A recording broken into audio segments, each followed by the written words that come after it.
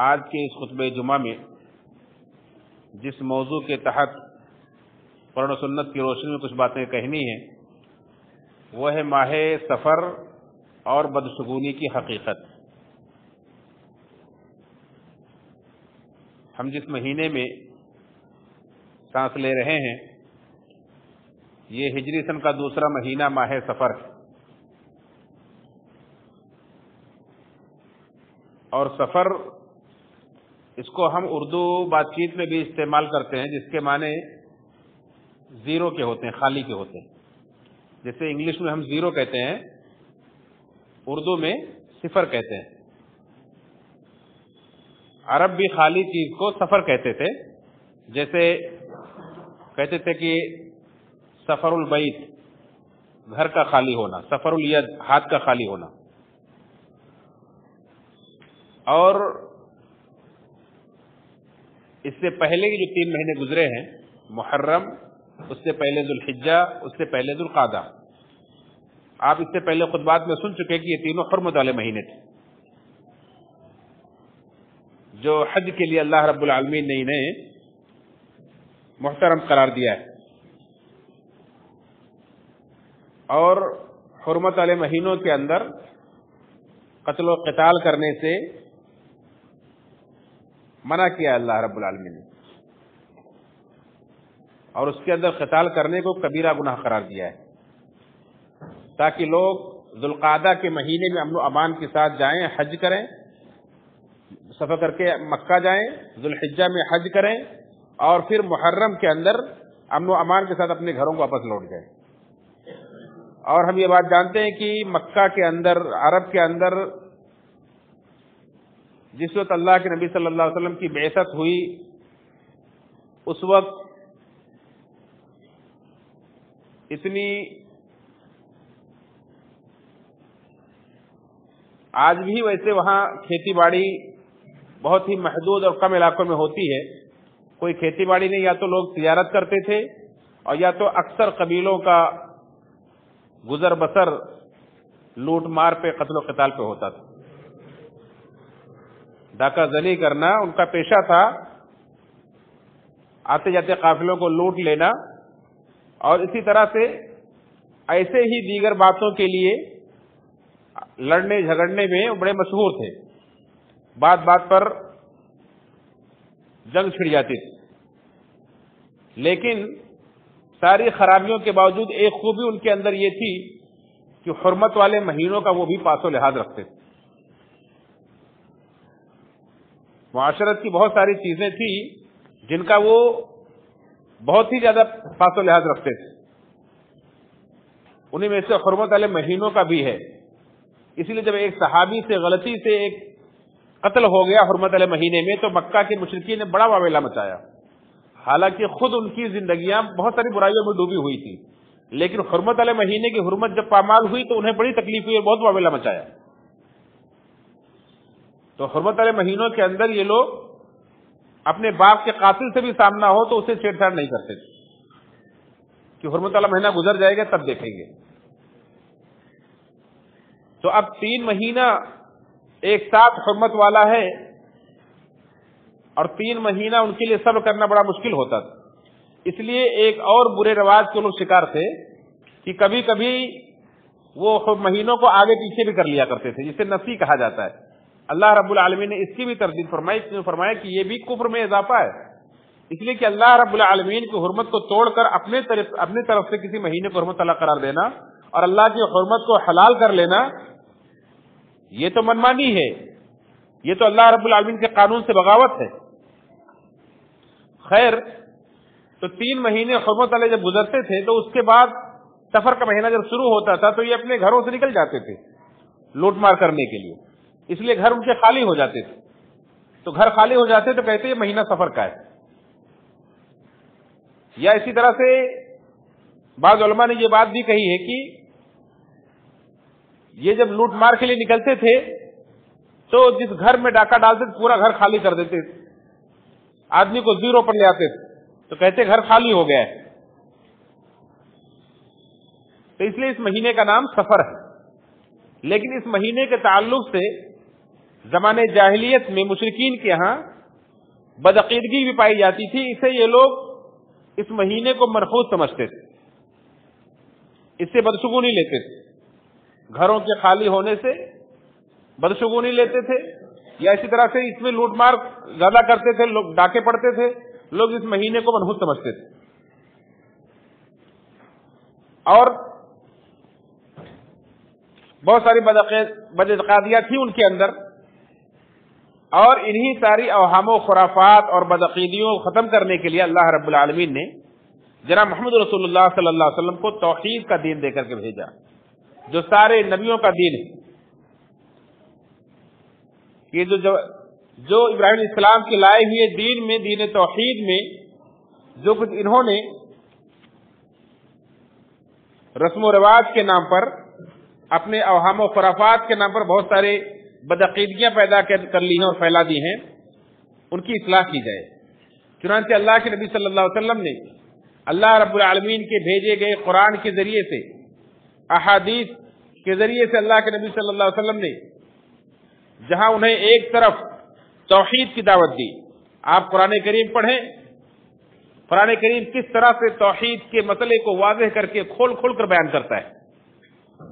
چنانچہ ابھی جو میں نے خطبہ مسنونہ کے بعد آیت تلاوت کی ہے، جو سورہ فاطر کی آیت نمبر 4 ہے، اللہ رب العالمین نے فرمایا ما يفتح الله للناس من رحمة فلا ممسك له وما يمسك فلا مرسل له من بعده وهو العزيز الحكيم.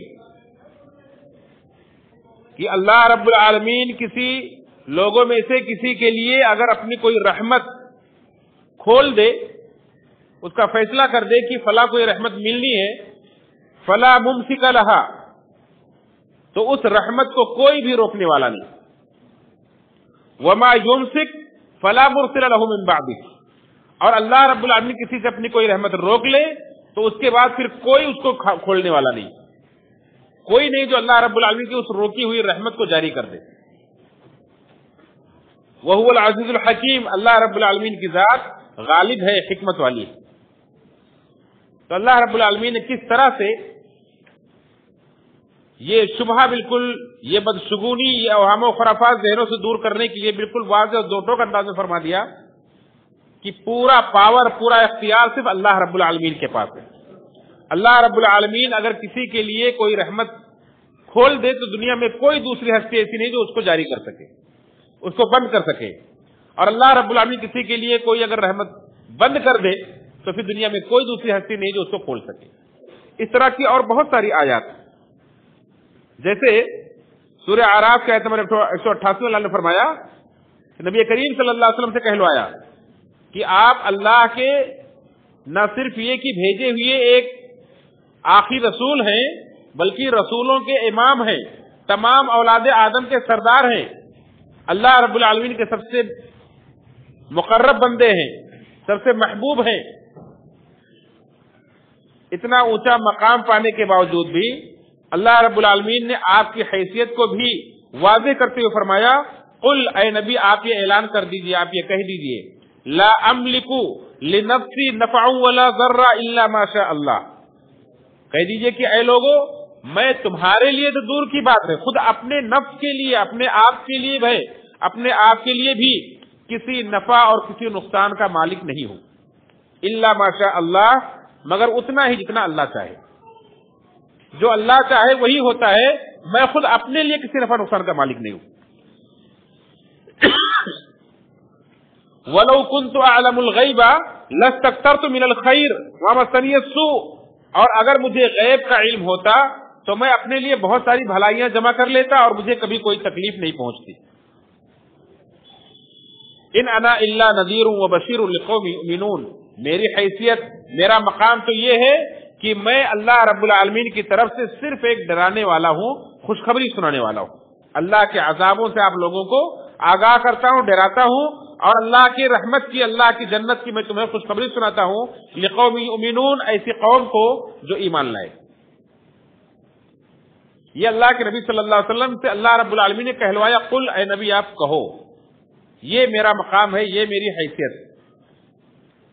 تو اللہ رب العالمین کے بعد اگر کوئی ہستی سب سے معزز مکرم ہے اللہ کے بندوں میں، اللہ کی مخلوق میں، جناب محمد رسول اللہ صلی اللہ علیہ وسلم کی ہے، لیکن آپ کے تعلق سے اللہ رب العالمین نے کہہ دیا کہ وہ دوسروں کے لیے دور کی بات، خود اپنے نفس کے کسی نفع نقصان کے مالک نہیں، کوئی غیب کا علم انہیں نہیں ہوتا ہے، صرف اللہ رب العالمین جو ان کے پاس وحی بھیجتا ہے وہی جانتے، وہی لوگوں کو بتلاتے ہیں، اور اسی کے ذریعے سے لوگوں کو اللہ کے عذاب سے ڈراتے ہیں، اللہ کی رحمت کی، اللہ کے نعمتوں کی، اللہ کی جنت کی خوشخبری سناتے ہیں۔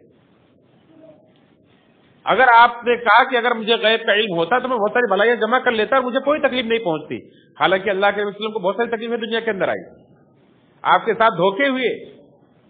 اللہ کے نبی صلی اللہ علیہ وسلم کے پاس قبیلے عزل اور قبیلے قارا کے کچھ لوگ آئے اور کہا کہ اللہ کے وسلم ہمارے علاقے میں کچھ لوگ دین اسلام کی طرف مائل ہیں اور انہیں دعوت دینے کی ضرورت ہے، آپ اپنے کچھ صحابہ کو جو علماء ہوں، جو قاری ہوں، قرآن کریم بھی جاننے والے ہوں، ایسے لوگوں کو بھیج دیجئے تاکہ وہاں جا کر کے انہیں دعوت دے دین کی۔ اللہ کے نبی صلی اللہ علیہ وسلم نے اپنے صحابہ میں سے 70 صحابہ کو جو دین اسلام کے عالم تھے، جو قرآن کے قاری تھے، انہیں آپ نے بھیج دیا، اور انہوں نے وہ لے جا کر کے جب اپنے علاقے میں پہنچے تو انہوں نے دھوکہ کیا اور ان صحابہ کو دھوکے سے قتل کر دیا۔ اللہ کے وسلم کو جب معلوم ہوا یہ واقعہ، یہ حادثہ، تو آپ کو بڑی تکلیف ہوئی اور 1 مہینہ تک ان کے لیے آپ نے نماز کے اندر بد دعا کی، قنوت نازلہ پڑھی ان کے اوپر۔ تو یہ اللہ کے وسلم کو اگر معلوم ہوتا تو اپنے صحابہ کو آپ کٹنے کے لیے کیوں بھیجتے؟ کتنا واضح ثبوت۔ اسی طرح سے اس سے یہ بھی معلوم ہوا کہ فجر کی نماز میں جو قنوت نازلہ پڑھی جاتی ہے وہ صرف کسی حادثے کی وجہ سے ایک مقررہ مدت کے لیے پڑھی جاتی ہے، پھر اس کے بعد بند کر دیا جاتا ہے۔ ہمیشہ جو شافعی مسلک کے لوگ جو ہمیشہ فجر کی نماز میں قنوت نازلہ پڑھتے ہیں، یہ درست نہیں ہے۔ اللہ کے نبی صلی اللہ علیہ وسلم نے 1 مہینہ پڑھی، صحیح بخاری کی روایت ہے، اس کے بعد آپ نے بند کر دی۔ خیر، اس طرح سے اور بہت ساری آیتیں اللہ رب العالمین نے کہلوایا کہ قل، اے نبی آپ کہہ دیجئے، لن یصیبنا الا ما كتب اللہ لنا، آپ کہہ دیجئے کہ ہمیں ہرگز کوئی چیز، کوئی تکلیف نہیں پہنچ سکتی، الا ما كتب اللہ لنا، مگر اتنا ہی جتنا اللہ نے ہمارے لیے لکھ دیا ہے۔ ہوا مولانا، وہی ہمارا مددگار ہے، وعلی اللہ فلیتوکل المؤمنون، اور اللہ ہی پر مومنوں کو بھروسہ کرنا چاہیے۔ یہ سورہ توبہ کی آیت نمبر 51۔ ایسے ہی اللہ کے نبی صلی اللہ علیہ وسلم نے امت کو سکھانے کے لیے بہت ساری تعلیم دی، یہاں تک کہ آپ نے جو دعا سکھلائی ہے، ہم فرض نمازوں کے بعد جو دعائیں پڑھتے ہیں، اذکار پڑھتے ہیں، ان میں سے ایک دعا ہے اللہم لا مانع لما اعطیت ولا معطی لما منعت، اے اللہ جس کو تو دے اس کو کوئی روکنے والا نہیں۔ اللہم لا مانع لما اعطیت، اے اللہ جس کو تو دے اس کو کوئی روکنے والا نہیں، ولا معطی لما منعت، اور جس کو تو روک دے اس کو کوئی دینے والا نہیں۔ کتنی واضح دو ٹوک تعلیم اللہ کے نبی صلی اللہ علیہ وسلم کہ سارے نفع نقصان کا مالک اللہ ہے، کسی کو مشکل کشائی کرنے والا اللہ ہے، حاجت روائی کرنے والا اللہ ہے، اولاد دینے والا، خزانے دینے والا اللہ ہے۔ قرآن کریم کے اندر اللہ رب العالمین نے بہت کھول کھول کر بیان کر دیا ہے۔ اللہ کے نبی صلی اللہ علیہ وسلم اپنے چچا کے بیٹے عبداللہ بن عباس رضی اللہ تعالیٰ عنہما کو اپنے پیچھے سواری پر بٹھائے ہوئے ہیں اور کہہ رہے ہیں کہ بچے میں تمہیں کچھ باتیں سکھلاتا ہوں، انہیں یاد رکھو، اور ان میں بہت ساری باتیں سکھلاتے ہیں۔ انہیں کہتے ہیں کہ دیکھو تم اللہ کو یاد رکھو، اللہ تمہیں یاد رکھے گا، تم اللہ کے دین کی حفاظت کرو، اللہ تمہاری حفاظت کرے گا، اور جب بھی تمہیں مدد مانگنی ہو تو اللہ سے مدد مانگو، جب بھی تمہیں سوال کرنا ہو تو اللہ رب العالمین سے سوال کرو۔ اور آخر میں اصل فرماتے ہیں وَعْلَمْ، اور اس بات کو جان لو أَنَّ الْأُمَّةَ لَوْ اجْتَمَعَتْ عَلَىٰ أَن يَنفَعُوكَ، اس بات کو جان لو اچھی طریقے سے کہ اگر ساری امت مل کر تمہیں کوئی نفع پہنچانا چاہے تو نہیں پہنچا سکتی مگر اتنا ہی جتنا کہ اللہ نے تمہارے لیے لکھ دیا ہے۔ پوری امت مل کر کے آپ کے لیے چاہے کہ کچھ بھلا کر دے، کوئی فائدہ پہنچا دے تو نہیں پہنچا سکتی، اتنا ہی کر سکتے لوگ جتنا اللہ رب العالمین نے آپ کے لیے لکھ دیا ہے۔ اسی طرح سے اگر ساری امت مل کر کے اگر آپ کو کوئی نقصان پہنچانا چاہے تو نہیں پہنچا سکتی مگر اتنا جتنا اللہ نے آپ کے لیے لکھ دیا ہے۔ قلم خشک ہو چکے، صحیفے خشک ہو چکے ہیں، قلم اٹھا لی گئی۔ تو اللہ کے نبی صلی اللہ علیہ وسلم نے بہت واضح اور دو ٹوک انداز میں فرما دیا کہ سارا اختیار اللہ کے پاس ہے، اور اللہ رب العالمین نے دنیا کے اندر نمونے بھی دکھلائے ہیں۔ موسیٰ علیہ السلام کا واقعہ کتنا واضح ثبوت کہ موسیٰ علیہ السلام کو فرعون نے جب پیچھا کیا اللہ رب العالمین فرعون نے موسیٰ علیہ السلام کو مارنے کے لیے کیا کیا جتن نہیں کیے، لیکن اللہ رب العالمین قدرت دیکھیے کہ اللہ تعالیٰ اپنے معاملے میں کس طرح سے غالب ہے کہ موسیٰ علیہ السلام کو نہ صرف یہ کہ اسی بنی اسرائیل میں پیدا کرتا ہے بلکہ فرعون کی گود میں ہی پرورش کرتا ہے اور انہی کے ذریعے سے اس کی حکومت کو تباہ کرتا ہے کہ اللہ رب العالمین اپنے معاملے میں اس طرح سے غالب ہے کہ فرعون جو انا ربکم الاعلیٰ کا دعویٰ کرتا تھا، سمجھتا تھا میرے برابر کوئی نہیں ہے اور میں جو چاہوں کر سکتا ہوں، اس بچے کو دنیا میں نہیں آنے دوں گا جو میری حکومت کی تباہی کا سبب بنے گا، اور اللہ رب العالمین نے فیصلہ کر دیا کہ بچہ آ کر رہے گا، نہیں روک سکا، لاکھوں بچوں کو قتل کیا اس نے لیکن اس بچے کو نہیں مار سکا۔ اللہ رب العالمین نے نہ صرف یہ کہ انہیں اس دنیا میں اس بچے کو لایا بلکہ اسی فرعون کی گود میں پالا۔ یہ ہے اللہ رب العالمین کی طاقت و قدرت۔ ابراہیم علیہ السلام کو ان کی قوم کے لوگوں نے دہکتی ہی آگ میں ڈالا لیکن ان کا ایک بال بھی نہیں جلا سکے، اور اللہ رب العالمین نے اس آگ سے انہیں صحیح سالم نکالا۔ اللہ رب العالمین کے ایک نبی یونس علیہ السلام دریا کے اندر پھینکے گئے، اللہ رب العالمین کے حکم سے مچھلی نے انہیں نگل لیا لیکن وہ مچھلی بھی انہیں ہضم نہ کر سکی اور اسے باہر نکلنا پڑا۔ اللہ رب العالمین کا حکم جب تک نہیں ہوگا آپ کے ساتھ کوئی برا نہیں کر سکتا ہے۔ آپ کو اگر آپ کے پاس توحید کی طاقت ہے، توحید کی دولت ہے، تو آپ کو کسی سے ڈرنے کی ضرورت نہیں، لیکن اگر انسان کے پاس توحید نہیں، توحید میں کمزور ہے، اللہ رب العالمین پر بھروسہ نہیں ہے، اپنے رب کو نہیں پہچانتا ہے، تو ایک بلی بھی راستہ کاٹ دے تو ڈر جاتا ہے۔ بلی بھی، کوا بھی اور الو بھی اگر بیٹھ کر دیوار پر آواز لگا دے تو آدمی ڈر جاتا ہے، مصیبت آنے والی ہے۔ یہ وہم پرستی ہے، یہ خرافات ہے، یہ شیطانی وسوسہ ہے جو انسان اس کا شکار ہو جاتا ہے۔ کیوں؟ قرآن سے تعلق کمزور ہے، اللہ رب العالمین کو نہیں پہچانتا۔ وما قدر اللہ حق قدرہ، جیسا اللہ کو پہچاننا چاہیے تھا نہیں پہچانا۔ لوگ کیسے کیسے بدشگونیاں لیتے، کیسے کیسے چیزوں کو منحوس سمجھتے، جو اللہ رب العالمین کے ہاں کبھی کبھی مبارک ہوتا ہے اس کو لوگ منحوس سمجھتے ہیں۔ قوموں نے اللہ کے انبیاء کو، پیغمبروں کو منحوس سمجھا۔ اللہ رب العالمین نے اس کا ذکر کیا کہ ان کے اوپر جب کوئی مصیبت آتی تھی تو کہتے تھے کہ یہ ان پیغمبروں کی وجہ سے آئی، جیسے کہ اللہ رب العالمین نے قرآن کریم کے اندر ذکر کیا ہے فرعون کا واقعہ، قوم ہود کا واقعہ اللہ رب العالمین نے ذکر کیا ہے، اور سورہ یاسین کے اندر ان تینوں پیغمبروں کا واقعہ جو ایک بستی کے اندر ڈرانے کے لیے بھیجے گئے تھے، ان سے انہوں نے بدشگونی لی۔ اللہ رب العالمین سورہ اعراف کی آیت نمبر 130 میں فرمایا فَإِذَا جَاءَتْهُمُ الْحَسَنَةُ قَالُوا لَنَا هَذِهِ وَإِن تُصِبْهُمْ سَيِّئَةٌ يَطَّيَّرُوا بِمُوسَىٰ وَمَن مَّعَهُ، کہ فرعون کی قوم کو جب کوئی خوشی حاصل ہوتی تھی، بھلائی ملتی تو کہتے ہم تو اس کے مستحق ہماری وجہ سے ہمیں مل رہا ہے، اور جب کوئی تکلیف ان کے اوپر آتی تھی تو کہتے تھے یطیروا بموسیٰ ومن معہ، تو موسیٰ علیہ السلام اور ان کے اوپر ایمان لانے والے بنی اسرائیل کے اوپر ان کی طرف منسوخ کرتے تھے، ان سے بدشگونی لیتے تھے، یہ تو ان کی وجہ سے آئی، یہ لوگوں کی وجہ سے آتی ہے۔ ایسے اور بہت ساری آیات ہیں جو جن کے اندر اللہ رب العالمین نے ذکر کیا کہ اس طرح سے مشرکین اور کفار اس طرح سے کرتے ہیں۔ حالانکہ بہت سارے کلمہ پڑھنے والے بھی انہی کے دیکھا دیکھی، انہی کے ماحول میں رہ کر بہت ساری چیزیں سیکھ جاتے ہیں۔ کسی گھر میں کوئی بچہ پیدا ہوا اور اتفاق سے باپ کا انتقال ہو گیا یا ماں کا انتقال ہو گیا، کہیں گے بڑا بچہ بڑا منحوس، آتے ہی باپ کو نگل گیا، ماں کو نگل گیا، اپنے بچوں کو اس سے دور رکھو، اپنے گھر میں اس کو مت آنے دو، بڑا منحوس ہے، بدشگونی لیتے ہیں۔ حالانکہ وہ یتیم ہے، وہ اللہ کے نزدیک اتنا معظم ہے، اتنا بابرکت ہے کہ وہ گھر سب سے بہتر گھر، جس گھر کے اندر کسی یتیم کی پرورش ہوتی ہے۔ اللہ کے نبی صلی اللہ علیہ وسلم نے فرمایا کہ انا وقافی یتیم کا ہاتینی، کہ میں اور قیامت کے دن میں اور یتیم کی کفالت کرنے والا دونوں اس طرح سے آئیں گے، جیسے دونوں انگلیاں برابر ہیں ایسے وہ میرے ساتھ جنت میں ہوگا۔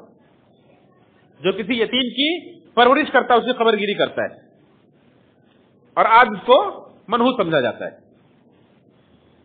تو کبھی کبھی انسان جب وہم پرستی کا شکار ہوتا ہے تو مبارک چیزوں کو بھی منحوس سمجھ لیتا ہے۔ اسی طرح سے سفر کے مہینے کے تعلق سے بھی لوگوں کے اندر بڑی غلط فہمی پائی جاتی ہے، بڑی بدعقیدگی پائی جاتی ہے. کہیں گے سفر کا مہینہ بڑا منحوس ہے، اس کے اندر شادی بیاہ نہیں کرنی چاہیے. اس کے اندر خاص طور سے پہلے کی شروع کی 13 تاریخ تک، 1 تاریخ سے لے کر 13 تاریخ تک اس کو 13 تیزی مانتے ہیں. اس میں اچھا کام کی شروعات نہیں کرنی چاہیے، شادی بیاہ نہیں کرنی چاہیے، تو ٹوٹ جائے گا. کیا دوسرے مہینے میں جو شادیاں ہوتی ہیں اس میں نہیں ٹوٹتی؟ کیا دوسرے مہینے پریشانیاں نہیں آتی ہیں؟ لیکن یہ وہم پرستی ہے. اور اسی طرح سے سفر کے مہینے میں لوگ اس بدشگونی کو، اس نحوست کو دور کرنے کے لیے طرح طرح کے کام بھی کرتے ہیں. کہیں گے اس مہینے میں کثرت سے صدقہ خیرات کرو تاکہ اس کی نحوست سے ہم بچ جائیں. کہیں گے کہ کوئی بکرا کاٹے گا، کوئی کچھ کرے گا، اور کوئی سورہ مزمل کی ختم کرواتا اپنے گھر میں کہ اس کی نحوست سے بچ جائیں. اس طرح سے صدقہ کرنا، قرآن کریم کی تلاوت کرنا سال کے 12 مہینوں میں کبھی بھی آپ کے لیے حلال ہے، جائز ہے، بلکہ ثواب کا کام ہے. لیکن اس نیت سے کہ اس مہینے میں کریں گے تو یہ فائدہ ہوگا، یہ دین میں اضافہ ہے، بدعت ہے، جس کی تعلیم اللہ کے نبی صلی اللہ علیہ وسلم نے نہیں دی ہے. یہ سب وہم پرستی کی وجہ سے ایسا ہو رہا ہے. اللہ کے نبی صلی اللہ علیہ وسلم نے صاف تردید فرمائی ہے. اور کیا فرمایا کہ اللہ کے نبی صلی اللہ علیہ وسلم نے صحیح بخاری کی روایت سے فرمایا کہ لا عدوى ولا طیرۃ ولا حامۃ ولا سفر. 4 چیزوں کی تردید فرمائی. فرمایا کہ ولا لا عدوى، کوئی بیماری اللہ رب العالمین کے حکم کے بغیر کسی کو ایک دوسرے کو نہیں لگتی ہے. یعنی کوئی بیماری بذات خود متعدی نہیں ہے. جیسا کہ لوگ کہیں گے ٹی بی کا مریض اس کے پاس مت بیٹھو لگ جائے گی، یہ فلاں چیز کا کوڑ کا مریض اس کے پاس مت بیٹھو لگ جائے گی. سوچنا چاہیے کہ جو ڈاکٹر اس کا علاج کرتا ہے، جو ماں باپ اپنے بچے کی خدمت کرتے ہیں، ان کو کیوں نہیں ہوتا ہے؟ تو یہ جو عقیدہ اور ذہن میں پایا جاتا ہے یہ بھی زمانے جاہلیت کی پیداوار ہے. لہذا اللہ کے رسول نے اس کی تردید فرمائی کہ کوئی بیماری متعدی نہیں ہے. مسلمانوں کو ایسا عقیدہ نہیں رکھنا چاہیے. اگر دل میں وسوسے آتے ہیں تو اللہ رب العالمین سے اس سے پناہ مانگے اور اس کو ختم کریں، اللہ پر بھروسہ کریں. اس کے لیے دعائیں سکھلائی گئی. اللہم لا خیر الا خیرک ولا طیر الا طیرک ولا حول ولا قوت الا ولا الہ غیرک. اس طرح سے دعائیں سکھلائی گئی. اسی طرح سے دوسری بات آپ نے بیان فرمائی کہ ولا طیرۃ، اور بدشگونی کوئی چیز نہیں. لوگ بدشگونی بھی لیتے تھے کہ گھر سے کسی کام کے لیے نکلے، کسی نے چھینک دیا کام نہیں بنے گا، کسی نے ٹوک دیا کام نہیں بنے گا، بلی نے راستہ کاٹ دیا تو کام نہیں بنے گا. اسی طرح سے عرب میں لوگ نکلتے تھے اور سامنے کوئی پرندہ ہے تو اس کو اڑاتے تھے، اگر وہ بائیں طرف اڑ کر چلا گیا تو لوٹ آتے تھے، کام نہیں بنے گا. داہنے طرف چلا گیا اڑ کر تو کام بنے گا. اس طرح سے بدشگونیاں لیتے تھے. آپ نے اس کی تردید فرمائی کہ ولا طیرۃ، بدشگونی کوئی چیز نہیں، جائز نہیں ہے، نہیں کرنا چاہیے. ولا حامۃ، اور نہ ہی الو کا بولنا، کوئی معنی نہیں. الو کا بولنا یعنی کسی کے دروازے پر، کسی کی دیوار پر، گھر پر کوئی الو بیٹھ جائے تو لوگ ڈر جاتے ہیں کہ مصیبت آنے والی ہے. یا اگر وہ آواز لگا دے رات میں تو کہیں گے الو بول رہا ہے، اب مصیبت آنے والی ہے. یا اس طرح سے ایک عقیدہ یہ بھی پایا جاتا تھا کہ کسی کا قتل ہو گیا ہے تو اس کی روح الو بن کر کے گھومتی ہے، اور جب تک اس کا بدلہ نہیں لیا جائے گا اس کو چین نہیں ملے گا. جب اس کا بدلہ لے لیا جائے گا تو اس کو سکون مل جائے گا. اللہ تعالیٰ نے ایسی ساری رسم و رواج کی، ایسی سارے خرافات کی تردید فرما دی. ولا حامۃ، یہ روح کا پکارنا، یہ الو کا بولنا، یہ کوئی حیثیت نہیں رکھتا ہے، کوئی معنی نہیں رکھتا. ولا سفر، اور نہ ہی سفر کے منحوس، سفر کا مہینہ کوئی منحوس ہے. سفر کے مہینے کو منحوس سمجھنا یہ بھی غلط. تو کسی چیز سے بدشگونی لینا یا کسی مہینے کو، کسی وقت کو، کسی دن کو بالکل بھی منحوس سمجھنا یہ غلط. بہت سارے لوگ کہہ دیتے ہیں، زبان پر جاری ہوتا ہے، پتہ نہیں کون سے دن میں یہ کام شروع کیا تھا، کام نہیں بنا. پتہ نہیں کون سے دن میں سفر کے لیے نکلا تھا، کام نہیں ہوا. پتہ نہیں کس کا منہ دیکھ کر کے نکلا تھا، کام نہیں ہوا. یہ ساری چیزیں جہاں ایک طرف اللہ رب العالمین کو تکلیف پہنچاتی. اللہ کے نبی صلی اللہ علیہ وسلم نے فرمایا کہ اللہ تعالیٰ فرماتا ہے یؤذینی ابن آدم، ابن آدم مجھے تکلیف پہنچاتا ہے۔ کیسے تکلیف پہنچاتا ہے؟ وہ زمانے کو برا بھلا کہتا ہے کہ فلاں مہینہ برا ہے، فلاں دن برا ہے، فلاں وقت برا ہے، زمانے کو برا بھلا کہتا ہے، حالانکہ زمانے کو میں ہی ادھر بدل کرتا ہوں۔ اللہ رب العالمین ہی تو سارے دن نکالتا ہے، راتیں لاتا ہے، سارے مہینے لاتا ہے اور سارے سال لاتا ہے۔ اللہ رب العالمین ہی تو زمانہ ادھر بدل کرتا ہے۔ تو اگر کسی مہینے کو کوئی برا کہہ رہا ہے تو اللہ رب العالمین کو تکلیف پہنچاتا ہے۔ لہذا کوئی بھی دن، کوئی بھی لمحہ، کوئی بھی سال، کوئی بھی گھڑی منحوس نہیں ہوتی۔ یہ اپنے ذہن میں بٹھا لیجیے، کوئی بھی لمحہ منحوس، ہاں منحوس ہوتا ہے۔ ہر وہ لمحہ جس میں آپ اللہ کی نافرمانی کرتے ہیں، آپ کا وہ لمحہ آپ کے لیے منحوس ہے۔ اس کی نحوست سے بچیے، آپ کے اوپر پریشانی آ سکتی ہے۔ آپ اللہ کی نافرمانی کرتے ہیں، گناہ کرتے ہیں، آپ کے اوپر عذاب آ سکتا ہے۔ اللہ رب نے فرمایا وما اصابکم من مصیبت فبما کسبت ایدیکم، جو بھی تمہارے اوپر مصیبت آتی تمہارے اپنے ہاتھوں کی کمائی کی وجہ سے آتی ہے۔ اللہ رب العالمین قرآن کریم نے فرمایا کہ ظہر الفساد فی البر والبحر بما کسبت ایدی الناس، لوگوں کے گناہوں کی وجہ سے خشکی میں اور سمندر میں فساد پھیل گیا ہے۔ تو یہ جو نحوست آتی ہے، جو برائیاں آتی ہیں، ہمارے اور آپ کے گناہوں کی وجہ سے آتی ہے۔ اگر ہم گناہ نہ کریں تو کوئی لمحہ منحوس نہیں ہے، اگر ہم گناہ کرتے ہیں، اللہ کی نافرمانی کرتے ہیں، تو ہر گھڑی ہمارے لیے منحوس ہے۔ اسی طرح سے ہر وہ دن آپ کے لیے منحوس ہے جس دن آپ فجر کی نماز نہیں پڑھتے۔ اللہ کے نبی صلی اللہ علیہ وسلم نے فرمایا کہ ہر روز جب انسان سوتا ہے تو شیطان اس کی گدی پر 3 گرہ لگا دیتا ہے، اور گرہ لگاتے ہوئے گویا کہ جادو کرتا ہے اور کہتا ہے کہ سو جا، رات لمبی ہے۔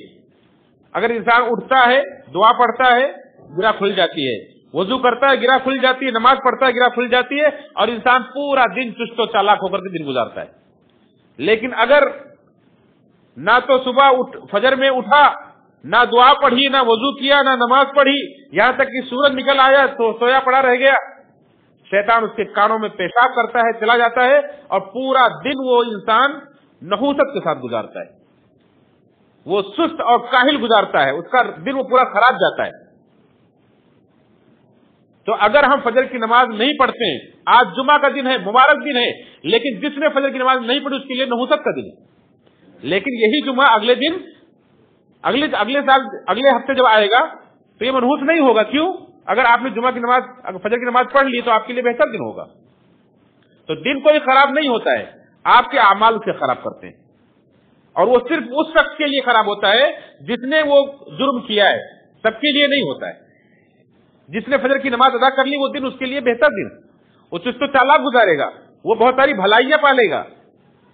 تو اس حقیقت کو، اس نقطے کو ہمیں سمجھنے کی ضرورت۔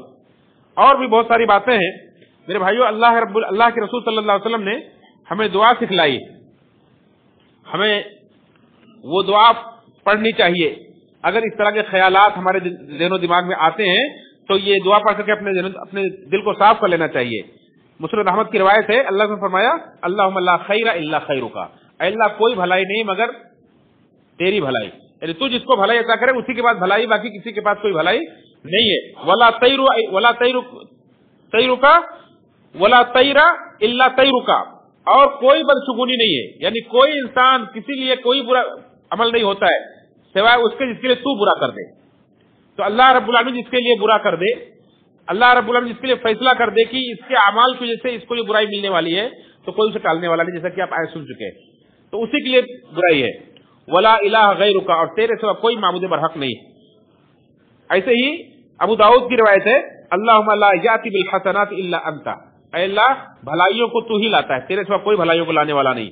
ولا يدفع السیئات الا انت، اور اے اللہ برائیوں کو دفع کرنے والا، ختم کرنے والا کوئی نہیں ہے سوائے تیرے، تو ہی برائیوں کو ختم کرتا ہے۔ ولا حول ولا قوت الا بک، اور اللہ تیرے سوا کوئی بھی نہیں ہے جو کسی نیکی کی توفیق دے سکے، کسی برائی سے کسی کو روک سکے۔ تیری توفیق کے بنا، تیرے اجازت کے بنا کسی کو کوئی نیکی کرنے کی توفیق نہیں ملتی ہے، نہ کسی کو کسی برائی سے بچنے کی توفیق ملتی ہے۔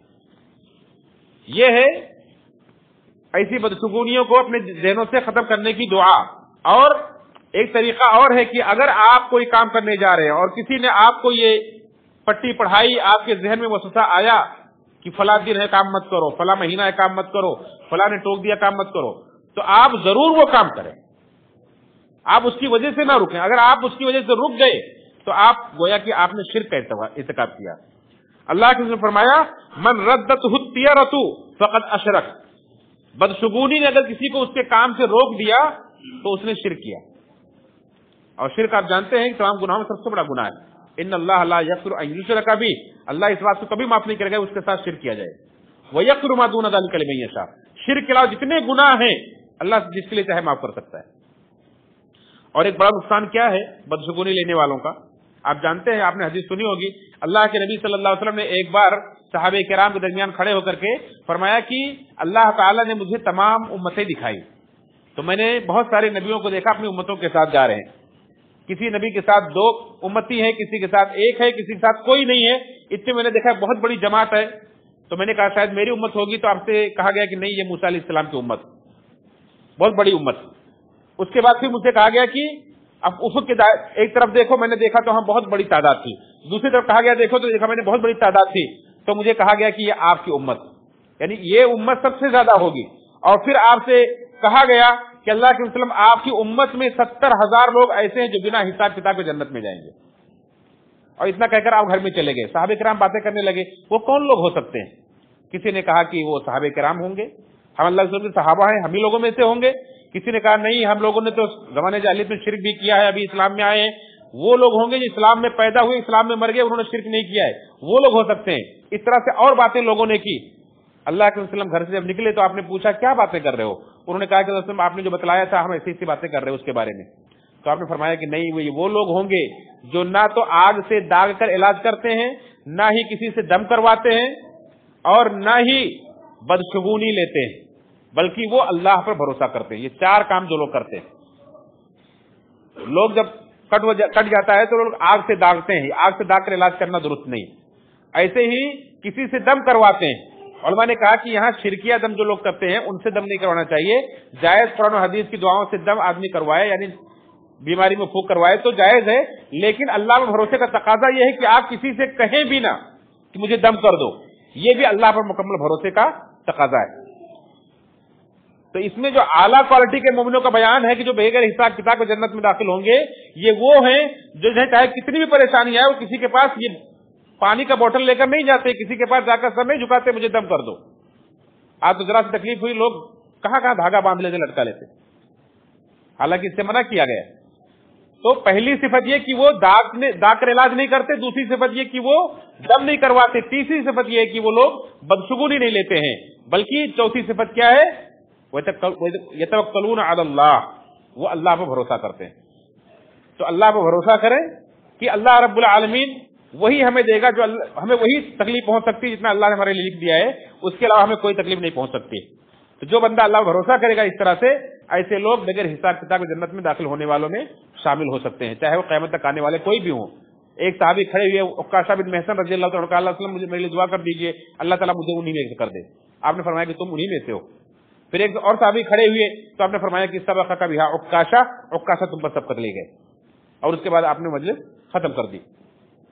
تو کہنے کا مقصد یہ کہ جو لوگ بدشگونی لیتے ہیں وہ ایسے لوگوں میں شامل ہونے سے محروم ہو جائیں گے، لہذا ہمیں چاہیے کہ ہم بدشگونی نہ لیں۔ اللہ سے دعا ہے رب العالمین ہم سب کو صحیح معنوں میں موحد اور مومن مسلمان بنائے۔ اللہ تعالیٰ ہر طرح کی شرک سے، بدعات سے، خرافات سے، اوہام پرستی سے اللہ تعالیٰ کو بچائے، جب تک زندہ رکھے دین اسلام پر زندہ رکھے، جب بھی دنیا سے اٹھائے تو حالت ایمان پر اٹھائے، جنت الفردوس میں ہمارا ٹھکانہ بنائے، نبی کریم صلی اللہ علیہ وسلم کو صحابہ کرام کو ساتھ نصیب فرمائے۔ اللہ تعالیٰ ہم سب کو جہنم کے عذاب سے بچائے، قبر کے عذاب سے بچائے، آمین تقبل یا رب العالمین۔